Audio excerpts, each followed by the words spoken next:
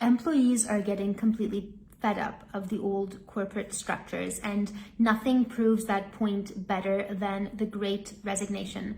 Just in case you haven't heard about the Great Resignation, I don't know where you've been. It's been all over the media over the last 6 months even, but there were really record numbers of Americans quitting their jobs in November. It was up to 4.53 million. And even the month before in October, 4.36 million. Millions of people are just leaving their jobs. Some of them post online, about the dramatic ways that they decide to give their notice and stuff like that. And they're kind of being seen as heroes and everything. And I think a lot of the people who are still in their jobs are stuck there looking at this happening and being slightly jealous some of the time and going, that sounds nice. I think I'd like to quit my job. But, then all those other kind of questions come in, like, how is that really feasible? What will I do instead? How will I, most of all, how will I pay the bills? Like, that's like the big question, obviously, on everyone's minds, the ones who stay. But all of this is showing that people are fed up of the work world, and people are preferring to earn less or even not earn anything for a certain period of time while they live their life, where they figure out what they want to actually do next. And people just don't want to be a slave to the wage anymore. They don't want to go into, waste away their brain power every single day on something that they don't care about. But practically speaking, as much as this is encouraging more and more people to quit the jobs that they've hated this whole time, of course, at a certain point, there's that question of, okay, what are we going to do instead? How are we going to pay those bills, right? That's just a reality that cannot be escaped. And so a lot of people are in this position where they're trying to figure out, well, what is it that I'm going to do instead? What is that thing that I'm actually going to enjoy and get paid highly for? But people are tired of being underpaid, and they're tired of being unhappy the majority of their time on this planet to do something for, someone else that's just kind of meaningless.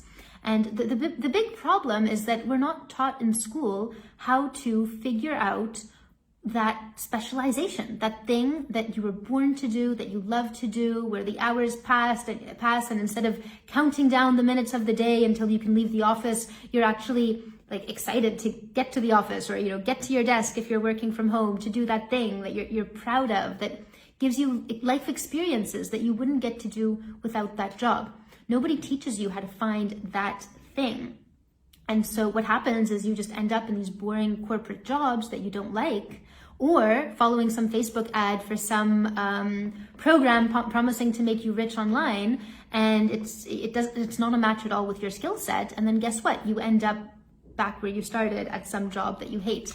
So it's so important in the new economy to really figure out those skills, the skills of figuring out what you're meant to do, and the skills of branding yourself towards it within the hidden job market so that you can get it. This is the big thing that's lacking. And in all of these Great Resignation conversations, that's what's lacking. It's all about what people don't want. Okay, we've had enough of the corporate environment. We've had enough of people treating us like minions that just, you do them and you tell them what you want them to do, and they go and they do it. People are tired of that. But I find it strange. Nobody's asking this question of, well, what do people want instead? What's the way forward? And there are still few people out there who are actually thinking about the way forward and branding themselves accordingly, and working on creating that life on their terms, where they have the right amount of work that they love, which is balanced with the rest of their life priorities, their whole personal life, the way they want to feel on a daily basis, which for a lot of people is not congruent with this work culture of go, go, go, go, and pretend you're in a war zone and you're on a high alert for 8 hours of the day, and then you can finally go and watch Netflix at home and veg out at the end of the day. Like, why do we think work is this kind of go, go, go, go, be in a constant state of alert? No, you can feel peaceful and productive at the same time and get your job done and not be constantly putting out fires. I mean, I understand some jobs are about putting out fires, but I think a lot of times it's just the work culture that makes it about putting out those fires.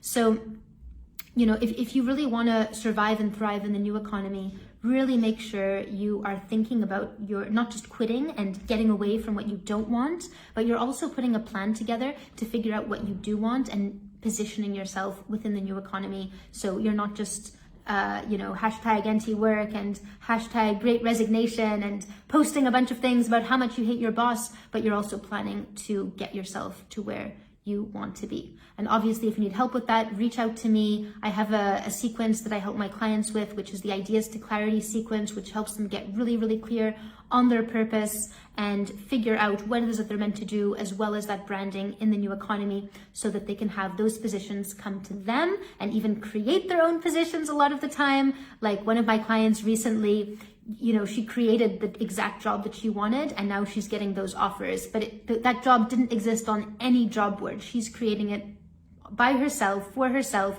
well, with other companies, obviously, but it's not a job that was on any job board where she needs to now try to prove her experience and compete against other people for a position that is not even what she wants. So that is really the situation you want to get yourself in, where you decide what you want to do, you decide how to create life on your terms, and then you attract those opportunities or have them created for you.